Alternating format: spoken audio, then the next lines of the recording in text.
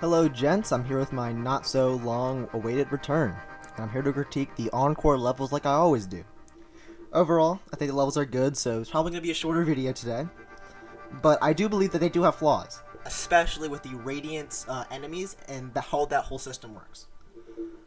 I will be getting into that. I'll also be getting into how I think that this is a rushed update. Just don't think it's... I feel like this update could have been very good, and I just think that it needed a little more time being play tested. Especially with these Encore levels, I counted like 2 bugs in 20 minutes. It's ridiculous. Anyways, Ultrakill's difficulty for me has never really been about the enemies, excluding the bosses of course, because Hikita makes the game difficult in other ways. For example, this lava room is an amazing room, and I won't pretend to not absolutely despise this fucking room. Like, look at this gameplay. I'm dying how many times? But I'm not saying it's not a good level design. It's an amazing level design. It's just, I'm bad at it. Because it's not difficult enemies that make this room difficult. I can smoke all these enemies comfortably. It's because how the enemies play in to the lava. Like the guttermen constantly apply pressure, forcing me to move, stuff like that.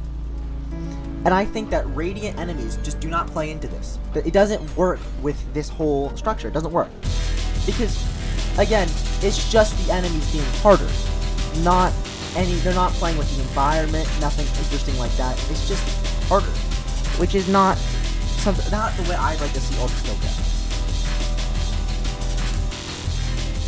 I do think that there are places where these enemies can come into play pretty well, such as the cyber zone. Because that's all randomized. Hikita can't put in like specific stuff because then it would just be random. So I think that is a good example of where it can be used well, because it makes you don't have to just fight old like mini bosses, you have to fight actual enemies. But I think it's lazy to use these enemies that were kind of just meant to be for the cyber grind and sandbox, and lazy want to put like a level 100 plus and dick around with that. I think it's lazy to use them in actual levels. I think that I'm no level designer. I won't pretend to be able to do what Hikita does. And if Hikita wants to use radiant enemies, he can do whatever the fuck he wants. I'm not going to pretend to be able to stop him or have my opinion be any important than the other range knows everything. But I think that he has shown the ability to have more fun and interesting ways to make these levels more difficult. Instead of just, oh, the enemy's a little stronger and is a little faster. I think a good example of this comes to like the new features that he added, such as the heat system. That forces you to go fast and adds pressure to you and makes you stressed out, which I think that's a very interesting and a very fun concept. Even having more environmental challenges, like having there be lava, like in E-1, or the massive fan, or even having just enemies start with their like sanding. All of that is cool. So I think it's not needed. That's the biggest issue. It feels just like a feature that doesn't need to be in the game. I've never felt like this in any other Ultrakill update, which is a little weird. I don't think this is the way that the game should be going. And I might tell me if I'm wrong. I don't know. But that's not all. I think that Radiance is just a harder mechanic to learn than other mechanics. Because it's not really explained in the game. It does say that it makes the enemy stronger, which it does. But it also can do a bunch of other shit. There's multiple levels to Radiance. You can have a Radiant 100 enemy that just is supersonic and is just impossible to kill. I don't think Hikita is going to do this. I don't think he's going to add more than one level of Radiance onto the enemy. I think it does it in the cyber grind. I'm not sure. I might be on the platform. But having this, it changes the timings that you need to learn, and it can kind of just buck up your muscle memory when you're trying to deal with it. It's just, I don't think that's good. I don't think you should have your muscle memory damaged because of this new update. I think that it can be difficult. The levels sure as shit are hard. They're very difficult. If you take away the range enemies, those aren't even the hardest room. But I just think they're not needed. They're not a necessary feature to add into the game. Anyways, on to my second point. This is a lot smaller of a section because it's kind of a little repetitive to go over a bunch of guns that time. But I think that the update's fun. I played it for a little over 20 minutes. I did a couple runs just to get background footage that you're looking at now.